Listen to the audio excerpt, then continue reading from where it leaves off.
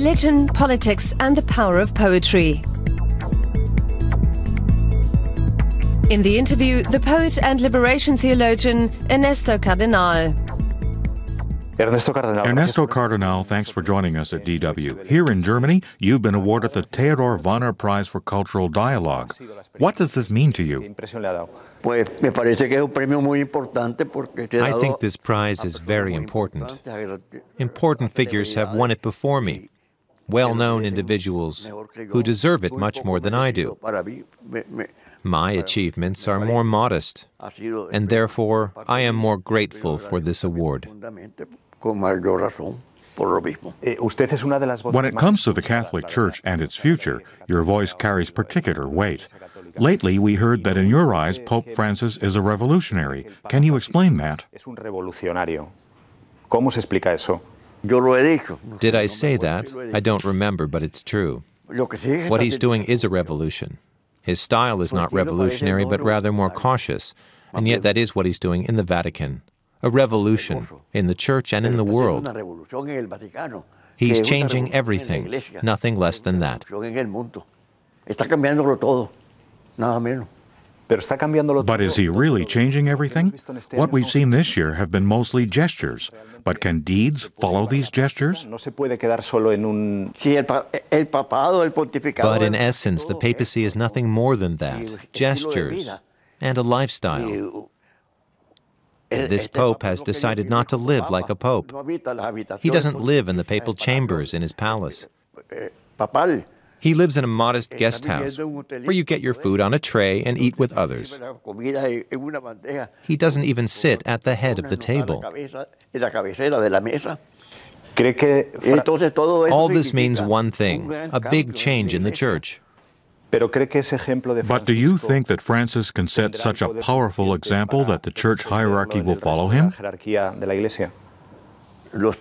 Yes. He is a role model for many. And this certainly bothers more than a few powerful individuals in the Church. They voted for him, but they can also withhold their support from him. Do you think the relationship between the Church and groups like Opus Dei and the Legion of Christ, which flourished under Popes Benedict and John Paul II, they ruled the Church? Is that now over? At the moment, yes. But who knows? Maybe they will soon crawl out of their holes. But for now, they are keeping quiet. Which steps should Francis take to implement the reforms he wants to make in the Church? He knows which ones. When he took office, I felt that he must immediately convene a new council, the Third Vatican Council. And I think even now this would be the right thing. But perhaps there's an even deeper way to change the Church than a council, because councils have come and gone. The Second Vatican Council was completely dismantled by the last two popes. And a council should have a substance that endures beyond the lifetime of a pope. I think the Church needs more fundamental reforms.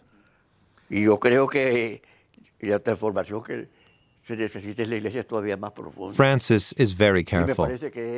First, he must change the Curia, and the Curia is very powerful. It's based on centuries of power. Apart from the Church hierarchy and its abuse of power, what needs to change in the Church in social terms? In Latin America, for example, the Catholic Church is still the largest, but it's losing more and more believers to the Protestant and evangelical churches. So what direction must the Church take? Meaning, should there be women priests? Should same-sex marriage be allowed? Should the Church turn to the poor and adopt a more progressive ideology? A los pobres y también a una ideología más progresista? These are many questions at once. I think that women should not only be priests, but also bishops and popes. In addition, the office of the Pope should not be given for life. The Pope is elected, so it should also be possible to unelect him. And I think there are more fundamental issues. No one should be priests, neither men nor women. The first Christians had no priests for 3 centuries. There was no priesthood. In the 3rd century, just before the corruption in the church began with Emperor Constantine, and the church became a world power, there was a church father who said, "We have neither priests, nor temples, nor altars." In the 3rd century, there were no temples. Mass was celebrated in the homes of believers.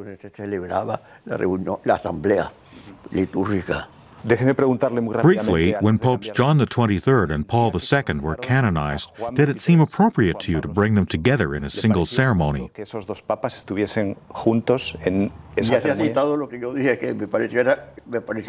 Canonizing John Paul II seemed monstrous to me. He had supported this Mexican priest. The founder of the Legion of Christ. Yes. I've said it. He was a monster. And for a pope who protected and supported this man to be canonized is just as monstrous. Don Ernesto Cardenal, usted además Ernesto Cardenal, as a poet and a priest, you've devoted much of your life to politics. When Hugo Chavez ruled in Venezuela, you supported his policies. The Bolivarian Revolution. Does this also apply to Nicolás Maduro? I don't know. He wasn't known when I was in Venezuela. Since then, I haven't been back to Venezuela, and I cannot believe what the media say. Neither those who defend him, nor those who attack him. I can't judge Maduro. There's a lot of protest and opposition. But who is protesting? The rich students, because the universities in Venezuela were only for the rich. Chavez opened them to all students. I supported Chavez's revolution. And for what's happened since then, I don't know.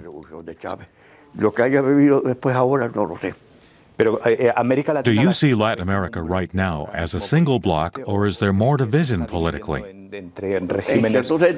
I see Latin America as a bloc because there is a second struggle for independence. The first was liberation from the Spaniards, the second from the Yankee Empire. This is what's happening now.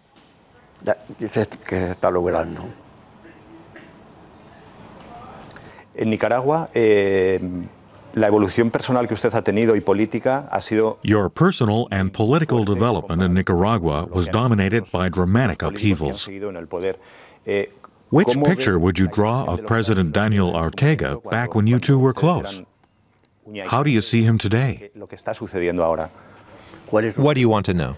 What do you think of Daniel Ortega? He's a dictator. It's sole rule by one family. He, his wife, and his children. These are the only ones who have any say in Nicaragua. There's not one minister who still dares to say anything. That's the situation there. Does this have something to do with Ortega's personality? With his and his wife's. It's a question of character, corruption. They also fill their pockets scandalously. If you look back at the Sandinista revolution, what do you think went wrong then? Everything. It was a very beautiful revolution. For me and for many others, it was the most beautiful revolution that has ever happened. Welcomed by affection and solidarity throughout the world. Throughout the more than 10 years it lasted. It failed because of the interference of the United States. Because of that, the people voted against the revolution. Reagan and later the first President Bush got their way politically. And when the Sandinistas lost the election, they also lost courage, and some of them, not all, but some of the most important leaders of the revolution, began to fill their pockets scandalously before they handed over power to the new government. That destroyed the revolution. And since then, we have continually moved away from the best of what this revolution offered. I